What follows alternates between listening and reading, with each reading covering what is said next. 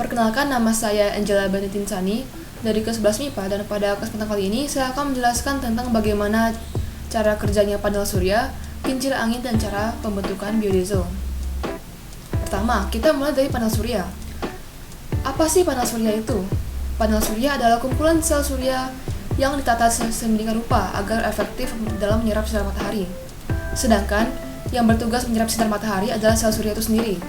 Nah, sel surya sendiri ini terdiri dari berbagai komponen fotovoltaik atau komponen yang dapat mengubah cahaya menjadi listrik. Umumnya, sel surya terdiri dari lapisan silikon yang bersifat semikonduktor, metal anti-reflektif, dan strip konduktor metal.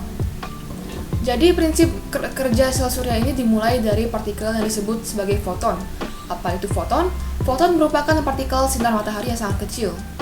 Ketika foton tersebut menghantam atom semikonduktor sel surya, maka terjadilah sebuah energi yang besar. Energi besar ini itu dapat memisahkan elektron dari struktur atomnya. Kemudian, elektron terpisah ini dan bermuatan negatif akan bebas bergerak pada daerah kita konduksi dari material semikonduktor. Sehingga, atom yang kehilangan elektron kekosongan 4 strukturnya dan disebut hole dengan muatan positif. Daerah semikonduktor dengan elektron bebas bersifat negatif dan bertindak sebagai donor elektron disebut dengan semikonduktor tipe N. Sedangkan daerah semikonduktor hole sebagai penerima elektron dinamakan semikonduktor tipe PDI. Persimpakan daerah positif dan negatif akan menimbulkan energi yang mendorong elektron dan hole bergerak ke arah berlawanan. Elektron bergerak menjauhi daerah negatif dan hole menjauhi daerah positif. Ketika diberikan sebuah beban berupa lampu atau perangkat listrik lainnya, maka akan menimbulkan arus listrik. Kemudian ada cara bekerja kincir angin. Jadi kita tahu bahwa angin itu merupakan energi yang tak terbatas.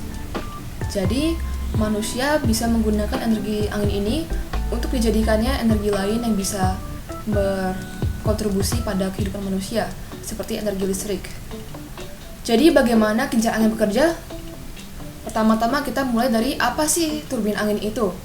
Turbin angin adalah kincir angin yang digunakan untuk membangkit energi listrik. Turbin inilah yang dimanfaatkan untuk mengkonversikan energi angin menjadi energi listrik. Setelah itu, embusan angin yang merupakan energi kinetik ditangkap oleh baling-baling dan akan menghasilkan energi mekanik.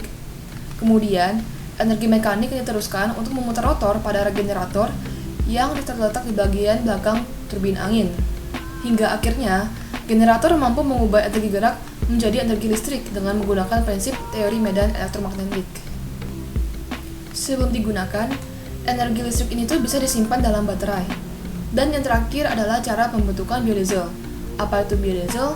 Biodiesel adalah bahan bakar terbarukan berbahan baku lemak hewani maupun nabati berupa methyl ester asam lemak atau fatty acid methyl ester yang telah lama disebut sebagai pengganti minyak bumi. Proses pembuatan biodiesel umumnya menggunakan reaksi metanolisis atau transertifikasi dengan metanol, yaitu reaksi antara minyak nabati dengan metanol dibantu katalis basa seperti NaOH, KOH, atau sodium methylate untuk menghasilkan campuran ester metil asam lemak dengan produk ikutan gliserol. Jadi pembuatan biodiesel ini dimulai dari pemurnian. Pada proses pemurnian, minyak sawit mentah atau crude palm oil dimurnikan, diputihkan, dan dihilangkan baunya menjadi apa yang disebut dengan refined bleach and deodorized palm oil atau singkatnya RBDPO. Kemudian RBDPO ini melalui proses transerifikasi di mana RBDPO dicampur dengan metanol dan sodium methylate pada suhu 65-75 derajat Celcius. Hasil campuran ini didiamkan selama 1-2 jam hingga endapan metil ester asam lemak atau fatty acid methyl ester dan gliserin terpisah dengan sendirinya. Kemudian sampailah pada tahap pencucian di mana fatty acid methyl ester ini melewati proses pencucian menggunakan air bersuhu 65-75 derajat Celcius dan pH 4-6 untuk menghilangkan senyawa yang bisa mempengaruhi kualitasnya. Setelah pencucian ada pengeringan, di mana proses ini adalah untuk meningkatkan kualitas biodiesel. Pada tahap ini, air dikeringkan melalui proses pemanasan di suhu 130 derajat selama 10 menit. Dan terakhir ada proses penyaringan, yaitu di mana biodiesel akan melewati proses penyaringan untuk menghilangkan partikel atau molekul kotor. Biodiesel yang memiliki kualitas baik siap didistribusikan dan digunakan. Jadi tadi merupakan pembahasan tentang cara bekerja solar panel, kincir angin, dan cara pembentukan biodiesel. Ketiga itu memiliki suatu kesamaan, yaitu sama-sama mengoptimalkan energi yang bisa diperbarui menjadi energi yang secara langsung bisa digunakan oleh manusia. Pemanfaatan energi yang bisa diperbarui ini sangat penting bagi keberlangsungan manusia. Mengapa? Karena sifatnya ini tuh tidak habis dan bisa digunakan dalam jangka waktu yang sangat panjang dibandingkan dengan sumber daya alam yang tak bisa diperbarui. Biasanya untuk mencapai sumber daya alam ini, manusia melakukan tindakan-tindakan yang beresiko merusak ekosistem bumi. Salah satu contohnya adalah pembocoran minyak dari proses pengambilan minyak yang berakibat pada terhancurnya ekosistem pada laut.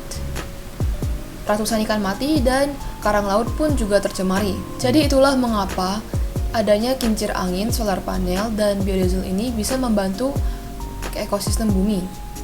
Jadi sekian dari pembahasan saya tentang biodiesel, kincir angin, dan panel surya. Terima kasih.